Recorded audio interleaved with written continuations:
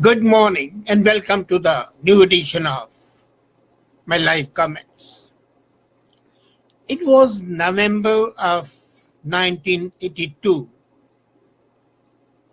and I was sitting in an Emperor's Lounge with Khushwant Singh, Patwant Singh and a couple of other people. And Khushwant asked me, was I aware what subtitle he wanted to give to the book of history? He wrote the history of the Sikhs. I said, Khushwant, how can I be aware of what you were thinking? And he told me that he was thinking of calling it Tales of a Community of Loins Led by Jackasses. And that's true. The leadership of the Sikhs has always misled them, has always exploited their emotions and the feelings for selfish, personal ends. Way back, Guru Gobind Singh was betrayed by some Sikhs. Some Sikh leaders said and gave in writing to Gobind Singh that he was not their Guru and they were not his Sikhs, and they left him. Left him when he was all alone. However, one nice lady, Mai Bhago, shamed them for their cowardice and for their treachery, and they went back, fought with Gobind Singh, but they all died. Came the Sikh rule, and Ranjit Singh's empire after his death was destroyed because of treachery. Maharaja Khadak Singh, Sher Singh, Nonihal Singh, they were all murdered by the betrayers and the teachers who wanted to advance their own interests. And when the British Sikh wars were taking place, Sikhs had practically won at Mudki. But one betrayer again, one of the leaders, Pahara Singh, went to the British and informed them of the reality, and the result was a disastrous defeat for the Sikhs. The history kept repeating itself. And now I was shocked, as you should be shocked. I was revulsed, as you should be revulsed. I was filled with indignation, anger, and ire, the way you should be filled with indignation, anger, and ire. When I came to know that one Sikh organization in North America is planning to hold a referendum 2020, called Referendum 2020, because it will be held in the year 2020. And the purpose is to find out whether the Sikhs want independent state or they want to be part of India. And this organization, as I said, sessionists, not live in India, not live in Punjab. They have left Punjab, but they are still not happy that this state is prospering once again, that the reign of terror is over, is leading a peaceful life. There are problems, but they are of their own making. And egged on by Pakistan Interstate Services and egged on by the other agencies inimical to India, these people have decided to go against the interests of the country. And they come up with a very ludicrous idea of conducting a referendum of Sikh diaspora. Already we have seen the posters of the killed Sikh terrorist Bhindranwala being carried in Golden Temple and other places. And the sinister plot have always been involved and entered into to destroy the integrity.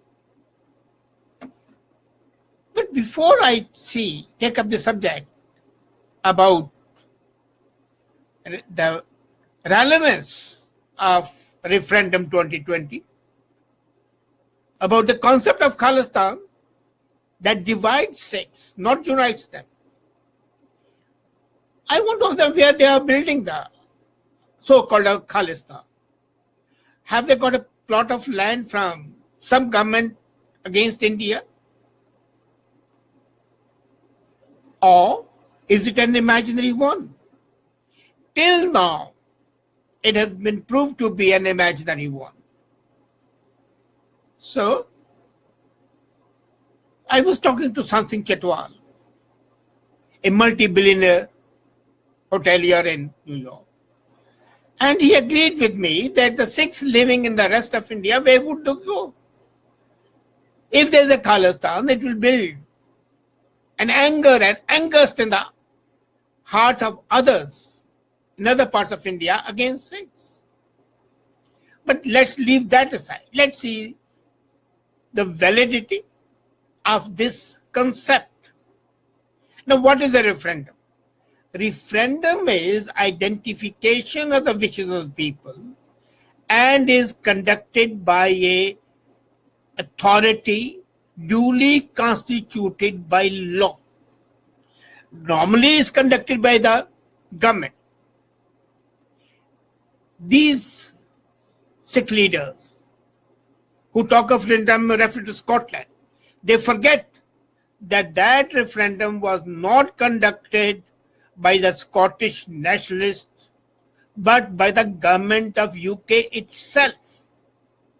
They talk of Catalonia, but they again forget that that was done by the state of Catalonia, not by an organization, a private organization, which has its nefarious ends. And now imagine two things. One is, with what authority are they conducting? They don't have an authority to conduct a referendum. And if they don't have authority, how do they conduct it? What are the safeguards that will be honest one? What are the sureties that it shall not be a coerced one? And then what's the surety that it shall be a representative one? Would they be permitted to hold it in Punjab, India? No government, constitutional government, duly formulated government shall permit this sort of activity in its country which aims at division of the country. So how would they do it? And if they don't do it in Punjab, well, it's validity. So first part is they don't have a right to do it. Second, there is no, if they want Khalistan and as they say they want to free Punjab in India, which is, they call it India occupied Punjab. Now imagine it. If it's India occupied Punjab, how would they conduct the referendum there? There can only be two things. Either it's a slave country of India, in which case they can't do it. In case they do it, that means that India has given them sufficient freedom to do so. And then the whole case for Khalistan falls on the ground. Second part, they say they'll conduct it not only in India, but in Canada, England, USA, and all over the world. What have they say of Canadians, other Britishers, in the fate of India? They are Britishers, they are Canadians, they are Americans, they are not Indians. And if they are not Indians, who are they to decide the fate of the Indians, the Sikh Indians living in India? Since when are we moving towards a theocratic state? Religion is no base for forming a state. It is a medieval concept. It was revived in 1947, and you have seen the results, what has happened to that theocratic state Pakistan, which is a failed state, where rapes of 6-year-old and 7-year-old are not even punished. Rapes take place anywhere, but the way they take place there, where out of 70 years, more than 60 years have been the army rule, because there is no cohesiveness, where the religion formed a country and the country was divided again, because religion is not a cementing force. So this medieval concept of religion being the base of the country is again wrong. So A, they don't have an authority to do it. B, they are asking those people to vote who have no say at all and who are not impacted by that. This is like saying that Muslims all over the world conduct a plebiscite for Jammu and Kashmir or for Uyghurs in China. That's not done. Is a citizen involved who have a problem, then they can talk to the government. So legally it is wrong, ethically it's wrong, and it's at the most it can be called an opinion poll, and a biased opinion poll at that. And if it's a biased opinion poll, what's its validity? It comes in the fake news. Now come to the second part. We have seen it's not valid. Now see its implications.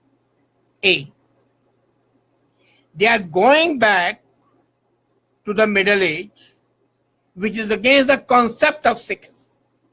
Sikhism is basically a universal religion. And they say that they want to be cut off from the mother religion, Hinduism. Okay, there's no problem. Nobody has a problem. As a matter of fact, I have seen that more Hindus go to the Sikh Gurdwaras in Rakabganj and Bangla Sahib than the Sikhs go. Look at, you can stand outside the Gurdwaras any day you like. So if the Hindus are as fond of Sikhism, how do you say that they are separate? And then in the times of Gobind Singh as well, Guru Gobind Singh Ji as well, the clean-shaven Sikhs were called Sahajdhari Sikhs, the Sikhs who have an easy way of life, who may not have a flowing beard, but they have the implicit faith in Hinduism. And by the way, are you aware that the best Kirtaniyas, the singers of Guru's words, Shabads, were either Hindus like Chamalalji or Muslims, till they put a stop to the clean-shaven ones singing in the temples. So, you are dividing a community because of your vested interest. Thirdly, they say that the Indian Constitution should be amended. Would their saying so amend it? And when this part was said, this part, the specific part they are referring to is where Sikhs are deemed to be part of Hindus, the way Buddhists are, the Jains are. Nowhere is mentioned that Sikhism is not a religion, but it only mentions to the customs and ceremonies. Lohri is a festival where the newborn child's first Lohri is celebrated, and Sikhs celebrate it the way the Hindus do. Would they stop celebrating Lohri for their newborns? They would not. So the whole cultural background they want to wipe out, which is not possible. Are they aware that before 1911, Sikhs used to be married by a combination of Nand Karaj and there used to be four Feras they call it, circumlocutions, not of Guru Granth, but of the fire in the presence of Guru Granth. Thirdly, that part of the constitution was signed by two Sikh representatives, Udham Singh Nagoke and Baldev Singh. And at that time of writing, Baba Sahib Ambedkar and Sardar Patel clearly asked them, do you agree with it?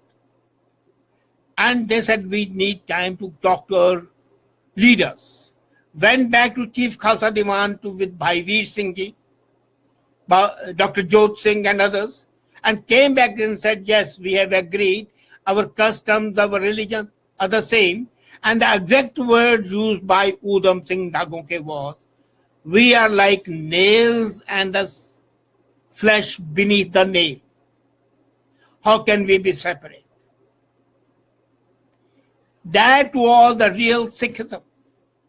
And these people want to remove that bond. Thirdly, is it viable?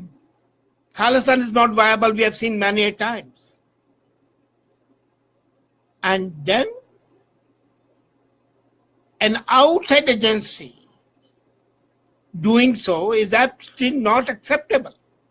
They say, the protagonists of this referendum, that they would seek the help of UN in doing so.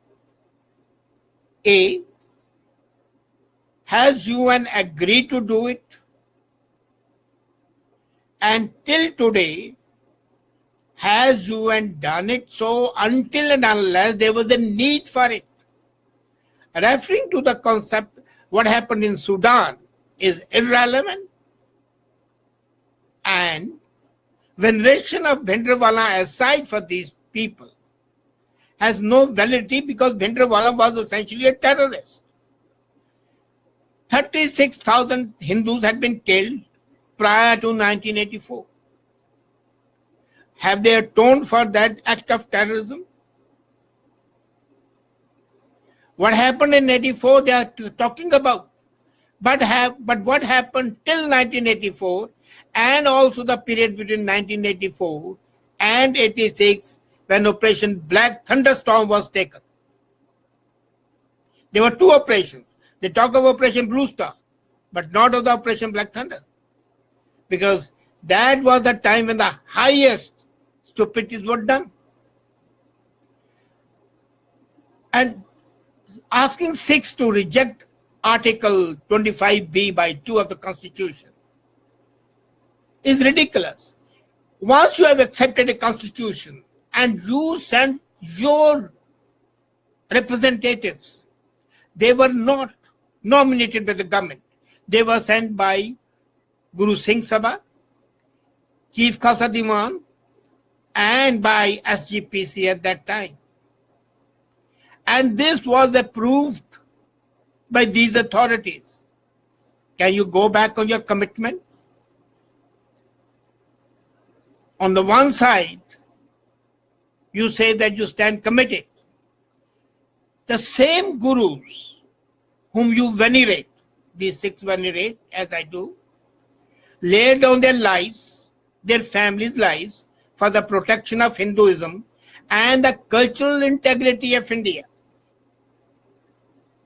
And the same thing they want to destroy, is it not anti-Sikh? Basically, these people who are promoting referendum are indulging in anti-Sikh activities and they deserve to be punished accordingly. They should be considered tankhayas for going against the word of the Guru. These are the people who should not be permitted by the foreign governments. As a matter of fact, it's incumbent on the government of Canada, USA and England to see that such organizations are in fact fomenting trouble. And I think it's graciousness of the government of India that it has not asked that these are such organizations should be considered not terrorist organizations, but organizations indirectly supporting separation and terrorism. Because next step is terrorist activity. And that is why the intelligence agencies all over the world are watching them how they are proceeding further. But politically, the leaders of Canada, USA and England should condemn them. And the government of India should ask the leaders of these three countries to ensure that such organizations do not interfere in the internal affairs of India. They have no locus standi, and this concept is mischievous, misconceived, and is fraught with danger. Danger to India and danger to the Sikhs themselves. It is also, as I said, anti-Sikh, not only anti-India. Sikhs need to wake up to the reality that they are not once again cheated by such Pahara Sikhs. Thank you.